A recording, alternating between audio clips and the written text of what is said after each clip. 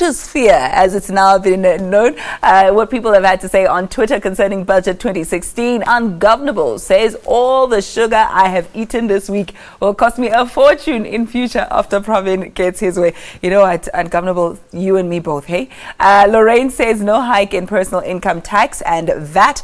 One of the big takeaways, hashtag budget speech at 2016. I know a lot of people breathing a huge sigh of relief, but I hear that reprieve is just temporary because next year it's expected to hit us hard. But we'll wait and see. Let's take a look at this tweet. Pravin should have also taxed cell phone network operators for more for stealing our data. Here, Bona. The data saga continues. Inter-Cell Cash says, Minister Pravin Gordhan, why don't government consider a 5-hour work shift, I think, and increase jobs 2, 3, 4. I'm not sure what that stands for, but if you understand it, I'm sure you'll appreciate it. GDP, GDI, GDE, tax revenue and profits. Inter-Cell Cash weighing in on the debate there. Colin also coming through, it's saying correct, so that we must be careful how we spend. Government got us in this mess. Why don't they use our monies wisely? Pray for Lily Gold Mine says sugar tax will force people to be a bit more health conscious, although very undesirable. At ABSA. I'm not sure why you included ABSA there. Maybe that's a bit of your bone of contention, or maybe you're just making some suggestions to them. But Tseho came into the fray saying, I am pleased with the allocation of higher education. I hope it will reach equivalent of basic education in the coming years. Tseho commenting on something that we're about to discuss in detail now as we take a look at social media and what people have had to say on these platforms considering budget 2016. We began this conversation a little bit earlier. Sia Africa is a media specialist, a social media specialist here at the SABC. He spoke to us about how hashtag budget 2016 was trending, but also some subcategories that came to the fore that also gained some momentum, much related to the budget, saying that hashtag Pravin Gordhan, people having had a lot to say about him as a minister, how he came and went, etc. But now he's here now, and how he did yesterday. But also something else that we're focusing on, the fallist movement, as it's now become known in universities, whether it's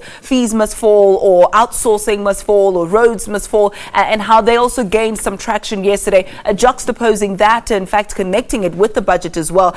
Sia, we do know that it was quite topical yesterday, the fallist movement in various hashtag forms. Definitely. In fact, since the beginning of the year, it's come back again in full force, especially as students register for universities again. I wanted to actually point out that, there's a couple of dichotomies that we're looking at here in terms of, how digital life is being reflected and how in real life things are being reflected. Pravin Gordhan made a good show of actually, ensuring that money is going to be allocated to universities or to tertiary institutions, I should say, because it's not just universities. And that had a lot of positive sentiment. But when you look at, the micro level, because he was addressing the macro level, universities have, their own different challenges which they have to meet, and and that's what students are busy fighting for. So with the University of Pretoria, it was the language policy, and so you get hashtags like no race popping up because now students are arguing against the use of Afrikaans as a medium of instruction, and I don't think necessarily that Pravin Gordhan touched on that kind of thing. He was more looking at the money that's going into institutions. We looked at the tragedy of the Northwest University, which has been going up in flames, and that's the outsourcing movement as well. So, basically a lot of the micro challenges there are just, getting more and more intense. And, it's going to take more than just, budget allocation from government. It's going to take, a lot of on the ground responses, in fact, and that's where we saw the hashtag where is Blade popping up, because where is the Minister of Higher Education? He should be at ground zero addressing students, and assuring them that their grievances are being met.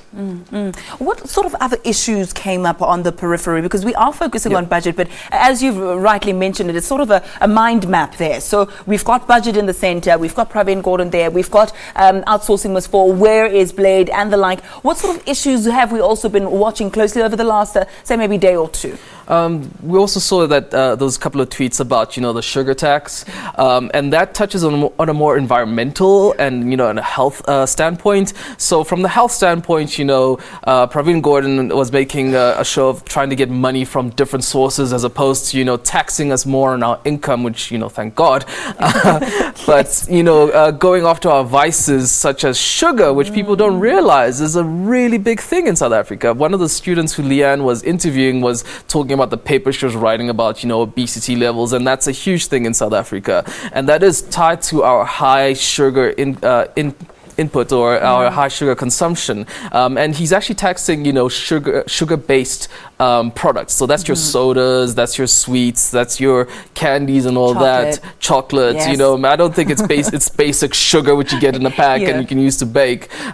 He's just looking at those vices which we don't necessarily put in the same category as alcohol and cigarettes. So some people might actually say that you may not have touched me, where it hurts the most, which is my wallet in terms of tax, but some people are saying a second best is the chocolate. So you've gone there, you've taken it there. But I think as time goes on, we'll take a look at the ramifications. Of course, those who are producing the sweets will have the effect on their bottom line. So we'll take a look at that and more in just a moment. Always a pleasure to have you with us. We'll do it again. We often do whenever there's anything of a note just to mention in social media. Thank you so much for your time. Sia Africa is a social media specialist here at the SABC. Let's take a quick ad break. We'll be back, albeit for the next 7 minutes.